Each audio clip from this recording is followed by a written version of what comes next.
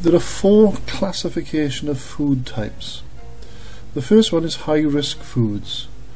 These have an AW between 0.95 and 0.99. These are usually identified as food vehicles in food poisoning outbreaks. These are usually ready-to-eat foods which support the rapid multiplication of food poisoning bacteria or pathogens. They're intended for consumption without treatment such as cooking, which would normally remove or destroy these bacteria. Usually protein, but also things like cooked rice, which is mainly carbohydrate. They require refrigerated storage, and they must be kept separate from raw foods. So in other words, if you're using the same fridge for raw foods as high-risk foods, make sure the high-risk foods are at the top of the fridge and the raw foods at the bottom. Examples of high-risk foods include cooked meat and cooked poultry, cooked meat products, patties, liquid gravy, stew, meat pies, large cans of pasteurized ham, dairy produce, milk, especially raw milk, cream, custards, ice cream, dairy-based desserts, ripened soft and moulded cheese, eggs and egg products, mousse, hollandaise sauce, mayonnaise, cooked fish and shellfish, and raw bivalves such as oysters, cooked chill meals, and baby foods. Make a note that frozen high-risk foods have the available moisture removed and are safe whilst frozen. The second food type there are raw foods. These are intended for cooking and processing. These are often contaminated with large numbers of food poisoning bacteria. There is a risk of food poisoning if consumed without thorough cooking, heat treatment, fermentation, acidification, and washing. Keep separate from ready-to-eat foods even if frozen. Risk is probably low regarding packaged frozen raw food, however. The third food type is low-risk foods. These could be preserved foods, for example jams, marzipan, honey, chocolate filling, marmalade, where here the availability of water is between 0.75 to 0.80. Other examples include dried acid fruit such as fruit, flour, cereals, pulses, fruitcake, sweetened condensed milk, where the availability of water again is between 0.80 to 0.87. Further examples include biscuits, rusks, bread crust, where the AW is 0.30, fermented products, for example salami and mature cheese, where the AW is between 0.87 to 0.91, canned foods while still in an unopened can, dried fruits, toffees and caramels, where the AW is between 0.6 to 0.65, dry pasta, noodles, spices, where the AW is 0.50. Ambient stable foods are rarely implicated in food poisoning. Once powders such as gravy or custard, however, are reconstituted, they become high risk and must be classed as fresh produce. And the last food type, ready-to-eat raw foods. These include high risk in some raw foods, such as lettuce or fruit. These may be contaminated with low-dose pathogens such as E. coli 0157 and must always be washed before eating. In the past, cut melons have been implicated in outbreaks of salmonella. Lettuce, raspberries and apple juice have been implicated in the past in foodborne disease. This slide is showing you a thermometer and what happens to bacteria at certain temperatures ranging from minus 18 degrees Celsius to plus 100 degrees Celsius. So let's start at the bottom of the scale. Minus 18 degrees Celsius, this is the temperature of all your freezers, frozen food storage, and there's no bacterial growth. Bacteria will remain dormant, they'll stay in hibernation. 0 degrees Celsius, this is the temperature at which water freezes. Your refrigeration temperatures, your chiller temperatures, are between 1 and 4 degrees Celsius. That's the recommended air temperature for general fridges and chillers. Again, at this temperature, or between these two temperatures, bacteria will not multiply. The only two exceptions are Listeria and Clostridium botulinum type A. They will multiply at lower temperatures. 5 degrees Celsius. This is the temperature at which it is recommended that high-risk foods be stored at or below. It's in fact the start of the temperature danger zone. At 5 degrees Celsius, bacteria will start to multiply very slowly. Between 5 and 20 degrees Celsius, most food poisoning bacteria grow slowly. Listeria, spoilage bacteria and molds grow more rapidly. Food is more likely to be spoilt rather than unsafe. Between 20 and 50 degrees Celsius, food poisoning bacteria grow most rapidly. High-risk food too long at this temperature is probably the commonest cause of food poisoning. 63 degrees Celsius, this is the legal requirement to store hot foods above, and it's the top of the temperature danger zone. So in other words, the temperature danger zone is between 5 and 63 degrees Celsius. You must keep all food and preparation as far as possible out of the temperature danger zone.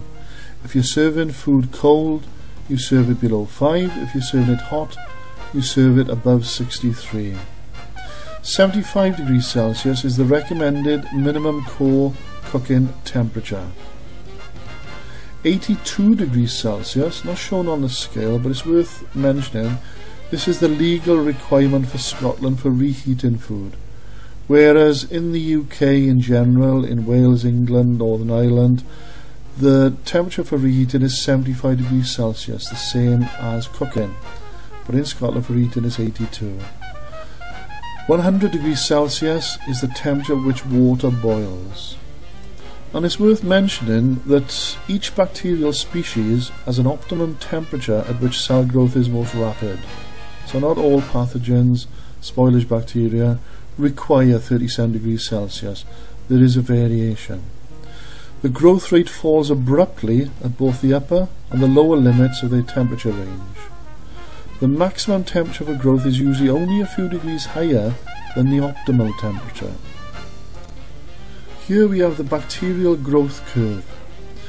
When conditions are right, bacteria begin to multiply. The increase in numbers is not uniform. It passes through a number of phases. The first phase is the lag phase.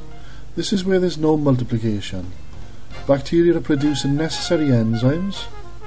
The lag phase may be considered as a recovery period for bacteria, which have been subjected to unfavourable conditions. For example, too hot, too cold, too dry, not enough oxygen, too much oxygen, for example.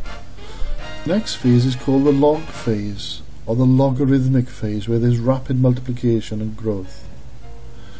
The next phase is the stationary phase, where the number remains constant. In other words, the number produced equals the number dying. This could be because of several criteria. For example, food is decreased. Perhaps competition for space and food is increased. Perhaps toxic waste products have increased killing some bacteria. The next stage is the decline phase, where the number decreases. The number dying exceeds the number produced.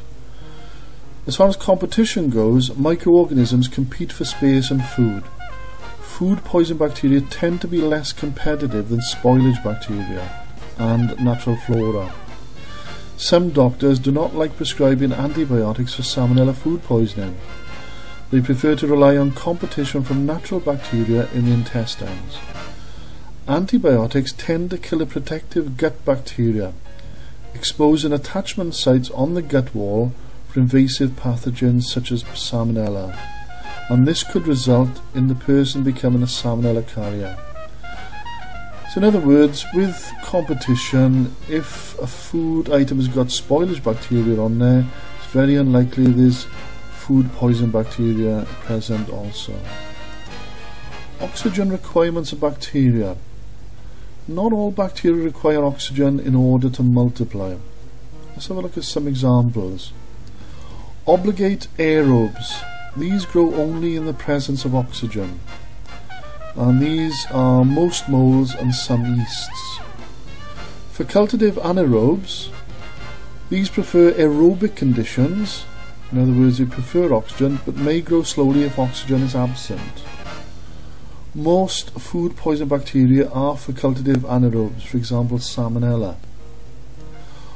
Obligate anaerobes, these grow only in the absence of oxygen, for example Clostridiums, Clostridium perfringens, Clostridium botulinum. Another group, although it's not mentioned on the slide, are microaerophilic. These prefer to grow in an atmosphere of around 5% oxygen. An example is Campylobacter. Here's a slide showing you the water activity limits for microbial growth, and it goes from 1.0 to 0.60.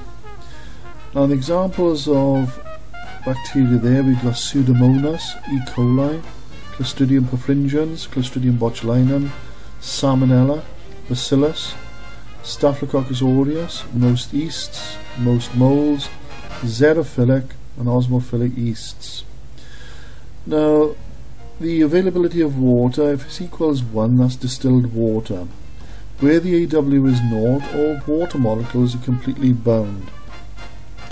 If salt or sugar is added, the water binds tightly to the sugar and the salt, so the amount of freely available water is reduced, hence the AW is reduced. The addition of salt or sugar increases the osmotic pressure. Staphylococcus aureus can survive relatively high salt levels. As already mentioned, this you'll find them called a halophile. An alternative way of reducing the AW is to remove the water by dehydration. Most bacteria require an AW of greater than 0.95. This is the pH scale, or the acid-alkaline scale, where acid is 1 up to alkaline, which is 14, and pH neutral is 7. Most bacteria prefer pH around 7 on neutral. The limit of growth of the majority of bacteria is 4. When foods have a lower pH, the yeasts and molds are more problematic. The limit of growth for Clostridium botulinum type E is 4.5, which is very relevant in canning. E. coli is acid tolerant and consequently has been the cause of foodborne outbreaks due to consuming acidic foods such as apple juice and cider. And if we inadvertently consume E. coli, it will bypass the gastric juices, the acids in our stomach, because it is acid tolerant. The alkaline end of the pH scale is mainly used for cleaning and disinfection. For example, caustic soda is alkaline, and it's a very good cleaning agent. Also, alkalis are unpalatable.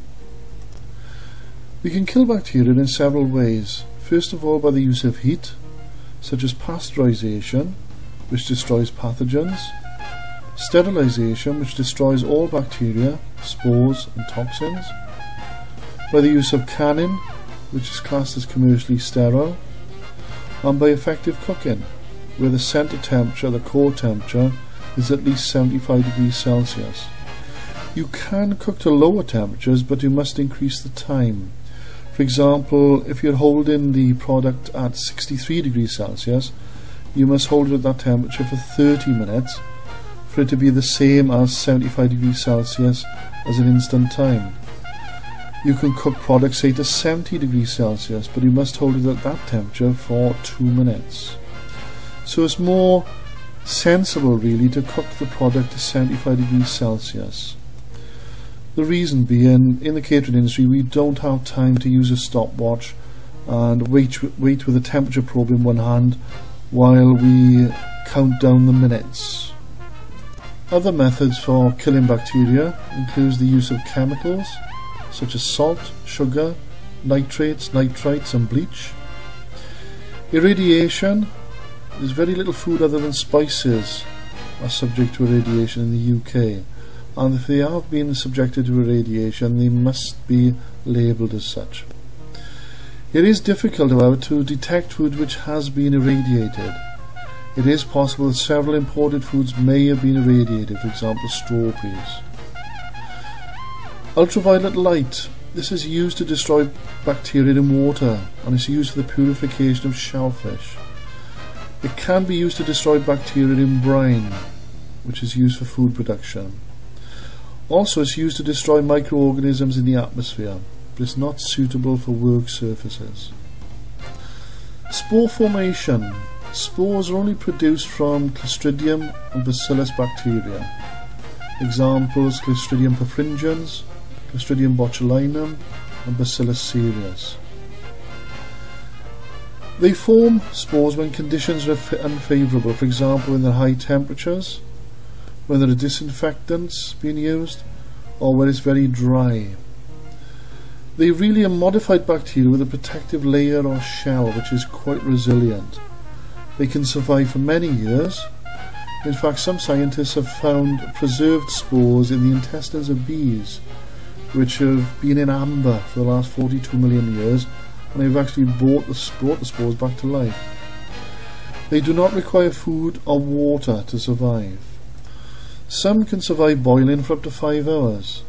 Some other spores, other than food safety or food poisoning spores, can actually survive temperatures of up to 2000 degrees Celsius, which is the equivalent of the temperature of a rocket thrust when a rocket's taken off.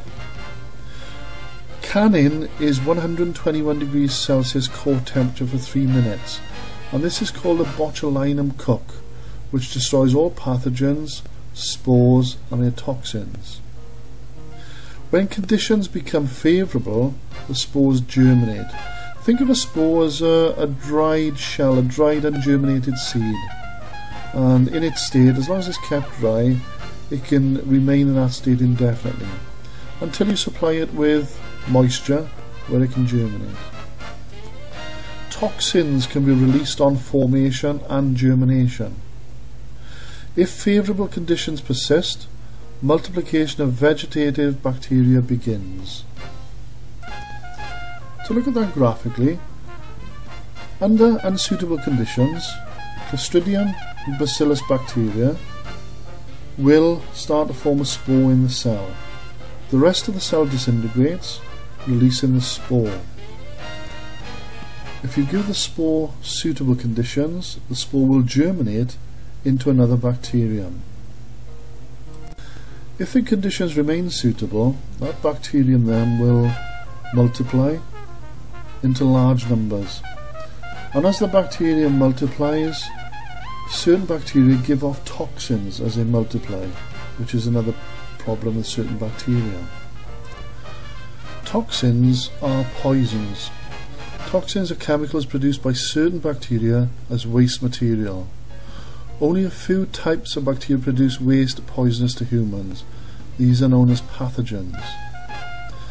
There are two main types of toxins. The first one is an exotoxin. These are usually produced in food during multiplication. Many are heat resistant. For example, Staphylococcus aureus and Bacillus cereus. Even if cooking destroys bacteria, exotoxins may remain.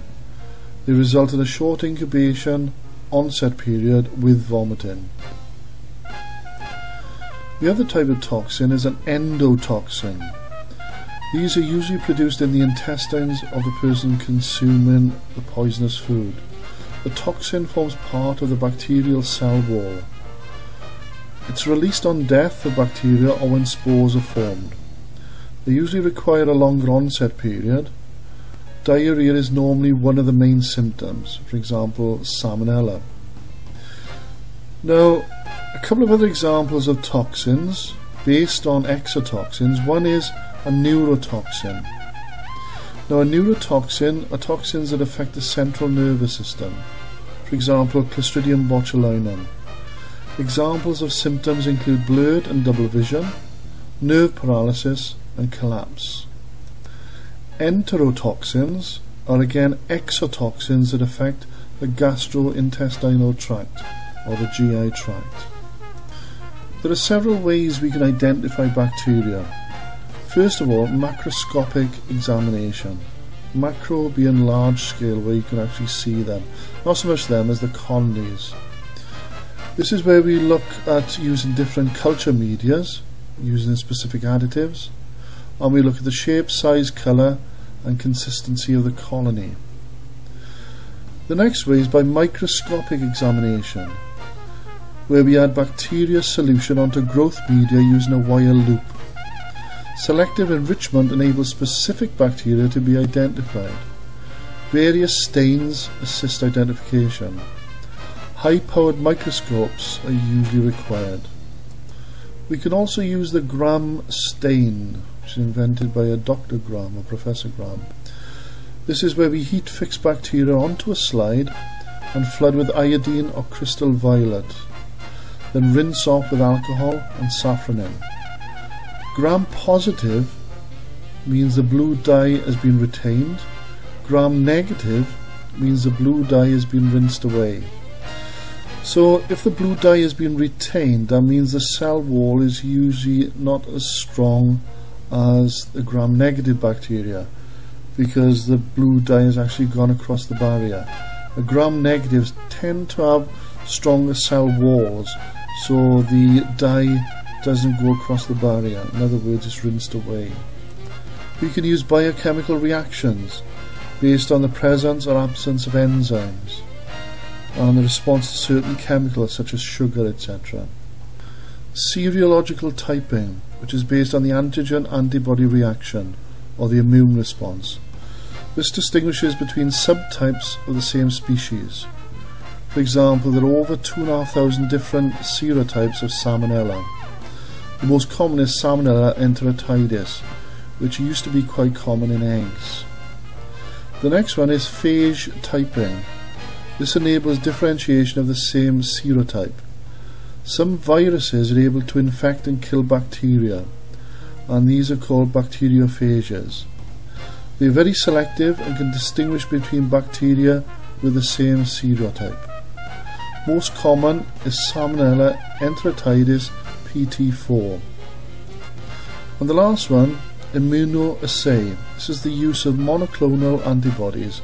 For example, ELISA, ELISA, which is enzyme-linked immunosorbent assay. That's the end of lecture 2 then, microbiology. Let's have a look at the key points that we covered.